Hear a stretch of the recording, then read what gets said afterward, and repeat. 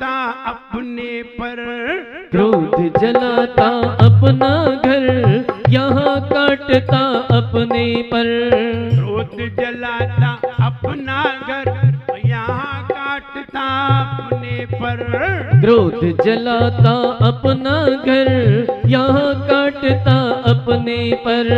जिस्म कांपता है थर थर, जिस्म कांपता है थर थर, जिस्म कांपता है थर थर, जिस्म कांपता है थर थर।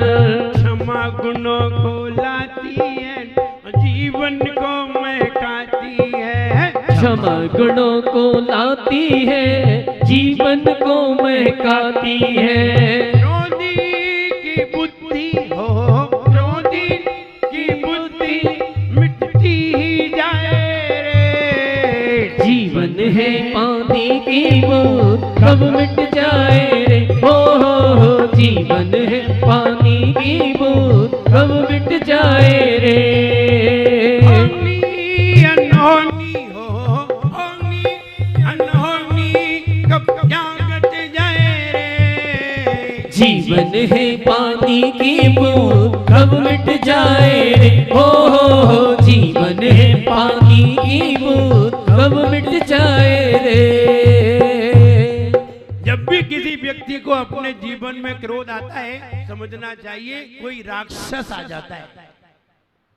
जब भी क्रोध आता है तब समझना चाहिए हमारे ऊपर कोई दैत्य सवार हो जाता है, कोई पिशाच सवार हो जाता है, कोई कर्म का उदय ही ऐसा होता है जो हमें क्रोध के लिए मजबूर कर देता है। क्षमा के लिए बहुत मेहनत करनी पड़ती है, बहुत सोचना पड़ता है, चिंतन करना पड़ता है, विचार करना पड़ता है, अपना अनुभव करना पड़ता है। पूर्व में अगर आपने बहुत अच्छा अनुभव किया है तो आप सामने वाले व्यक्ति को क्षमा कर पाते हैं। क्रोध करना तो बहुत सरल है और सरल भी नहीं है, और सरल भी है। हम ये भी नहीं कहना चाहते कि क्रोध नहीं करना चाहिए, हम कहना चाहते हैं क्रोध कषाय नहीं करना चाहिए। गुस्सा तो करना चाहिए, क्रोध नहीं करना चाहिए। बोले जो तो एक ही बात है, नहीं नहीं एक बात नहीं है। गुस्सा अलग बात है और क्रोध अलग बात है। गुस्सा उन पर की जाती है जिनको हमें सुधारना हो, और क्रोध उन पर किया जाता है जिनसे हमें बदला लेना करनी ही पड़ती है। अगर गुस्सा नहीं करेंगे तो बच्चे भी बिगड़ जाएंगे। इतनी भी गुस्सा ना करें कि बच्चे बिगड़े नहीं, बच्चे ही बेकार हो जाएं। ऐसे भी गुस्सा नहीं करनी है। बच्चे प्रेम से समझते हैं, और ज्यादातर लोग हम जितना काम प्रेम से करा सकते हैं उतना गुस्से से नहीं करा सकते। आपके यहाँ कोई लेबर काम करती है, कोई मजदूर काम करता है, आप उसे प्रेम से कहिए और प्रेम से एक दो बार चाय पिला दीजिए, वो तुम्हारा 2 घंटे काम ज्यादा कर देगा, 1 घंटे काम ज्यादा कर देगा। आपने चाय पिलाई 10 रुपए की, वो काम तुम्हारा 200 रुपए का कर देगा। और जरा गुस्सा करके देखो, क्या बैठे रहते हो, जल्दी जल्दी ईंट उठाओ, तो वो और देर में उठाएगा। अब तुम देखो उसकी चाल देखो। जब एक व्यक्ति ने, एक मालिक ने जब मजदूर से ये कहा जल्दी जल्दी ईंट उठा, देख वो 4-4 ईंट ले जा रहा है और तू 2 ईंट ले जा रहा है। आजकल तो ये मत समझना कि मजदूर बिना दिमाग के होते हैं। तो मजदूर ने तत्काल जवाब दिया, साहब ये आलसी लोग हैं, ये दोबारा नहीं आना चाहते, इसलिए 4-4 ले जा रहे हैं, और हम आलसी नहीं है इसलिए हम आराम से 2 ले जा रहे हैं। उसने भी मालिक को बढ़िया जवाब दे दिया। मालिक चुपचाप रह गया। क्या कहता, गुस्से में हम कोई भी कार्य की सिद्धि नहीं कर सकते। और ध्यान रहे, गुस्सा वो चीज है, क्रोध वो चीज है जो सच को भी झूठ कहने के लिए मजबूर कर देता है। क्रोध में हमेशा आदमी झूठ बोलता है, और क्रोध में कोई भी व्यक्ति कोई भी नियम ले, इसके नियम का पालन होगा ही नहीं, इसके नियम का कभी भी पालन नहीं होगा। 1-2 दिन चलेगा, 2-4 दिन चलेगा, अपने आप ही टूटेगा। इसलिए क्रोध व्यक्ति को भूत बना देता है, पिशाच बना देता है, राक्षस बना देता है। और क्षमा व्यक्ति के चेहरे पर रौनक ला देती है। हम ये कहना चाहते हैं, क्रोध करने से अगर लाभ हो तो करना चाहिए, लेकिन क्रोध करने से हानि हो तो नहीं करना चाहिए। आप क्रोध में बच्चे को पढ़ा भी नहीं सकते, लेकिन प्रेम से अगर बच्चे को समझाते हैं तो बच्चे की बात समझ में आ जाती है और वो बच्चे को बिल्कुल याद हो जाती है। यहाँ उत्तम क्षमा धारण करने को कहा है। उत्तम क्षमा तो बहुत ऊंची चीज है। पहले आप क्रोध की सीमा को समझ लें। क्रोध लिमिटेड है, लेकिन क्षमा अनलिमिटेड बनाती है। जब हम क्रोध करते हैं तो निश्चित मानिए कोई कर्म का उदय है, और उस कर्म के उदय में भी केवल कर्म का उदय ही क्रोध नहीं कराता। कर्म के उदय में जब हमारी बेवकूफी शामिल हो जाती है तब क्रोध आता है। कर्म के उदय में समझदारी आ जाए तो क्रोध नहीं आता। कर्म के उदय में बेवकूफी शामिल हो जाए तो हमें क्रोध पैदा हो जाता है। क्यों आता है समझ लीजिए, वरना आप कहेंगे कि क्रोध क्यों आता है, ये तो पता ही नहीं है। आता जरूर है और सबको आता है, लेकिन क्यों आता है इस बात का बहुत कम लोगों को पता होगा कि क्रोध आता ही क्यों है। किसी किसी के नाक पे ही क्रोध रखा रहता है, बिल्कुल तैयारी रहते हैं। कोई बोले तो अभी हम गुस्सा करके बता दें, नाक पे ही रखा रहता है। और कोई क्रोध लाने के लिए बहुत सोचते हैं तब हो पाता है। कई लोग सोचते हैं तो भी हो नहीं पाता, और कई लोग तो क्रोध करते ही रहते हैं। जो करते ही रहते हैं उनका फिर स्वभाव पड़ जाता है। फिर लोग कहते हैं क्या करें, इनका ऐसा स्वभाव है। जैसे किसी का चिड़चिड़ा स्वभाव हो जाता है, किसी का क्रोध करने का स्वभाव हो जाता है, किसी का अभिमान करने का स्वभाव हो जाता है। ऐसे स्वभाव पड़ जाते हैं तो कहने लगते हैं इनका तो ऐसा स्वभाव हो गया है, जबकि ऐसा स्वभाव आत्मा का होता नहीं है। क्रोध आता क्यों है समझ लीजिए। जब हम किसी कार्य की अपेक्षा रख लेते हैं सामने वाले से कि सामने वाला ये वाला कार्य हमारा कर दे, सामने वाला ये वाला कार्य मेरा करेगा, सामने वाले को ये वाला कार्य करना चाहिए, और ऐसी अपेक्षा रख लेते हैं। जैसे आपने अपेक्षा रख ली कि मेरा बच्चा फर्स्ट रैंक से पास हो, 10th में पढ़ता था, 12th में पढ़ता था, और आपने अपेक्षा रख ली कि मेरा बच्चा 12th क्लास में फर्स्ट रैंक से पास हो। हम ऐसा चाहते हैं। आपने बच्चे की ट्यूशन लगाई, आपने बच्चे को कोचिंग पे भेजा, आपने ट्यूशन लगा के पढ़वाया और स्कूल में भी पढ़वाया, टीचर भी लगाए, खूब ध्यान दिया, बच्चे के ऊपर लाखों रुपए खर्च किए। आपकी इच्छा क्या थी? मेरा बच्चा फर्स्ट रैंक पे आए। बस केवल इतनी सी इच्छा आपको इतना खर्च करवाने के लिए मजबूर है। बच्चे को पढ़ा रहे हैं, हजारों रुपए खर्च कर रहे हैं, कोचिंग करवा रहे हैं, सवेरे से लेकर शाम तक पढ़ाई में ही लगाए हुए हैं, खुद मेहनत कर रहे हैं, दुकान पे बैठे हुए हैं, और बच्चे से कहते हैं नहीं तुम दुकान पे मत आओ, चाहे भले ही बच्चा बाहर मस्ती कर रहा। अब बच्चा पढ़ता नहीं है, तुम्हें कहीं पता चले कि बच्चा को हमने ट्यूशन पे भेजा था, हमने कोचिंग पे भेजा था, और बच्चा कोई फिल्म देख रहा है, मस्ती कर रहा है पार्क में। आपको कहीं ये बात पता चल जाए और आप कहीं उसी पार्क में जाएं तो बताइए आपको बच्चे पे क्या आएगा? क्या आएगा अशोक जी? क्रोध आएगा। क्यों आया रमेश जी? क्रोध क्यों आया? हमने जो अपेक्षा रखी थी वो अपेक्षा हमारी टूटती हुई दिखाई दी। उस अपेक्षा की उपेक्षा हमें सामने दिखाई दी, और अपेक्षा की जब उपेक्षा होती है तो व्यक्ति को क्रोध आता है।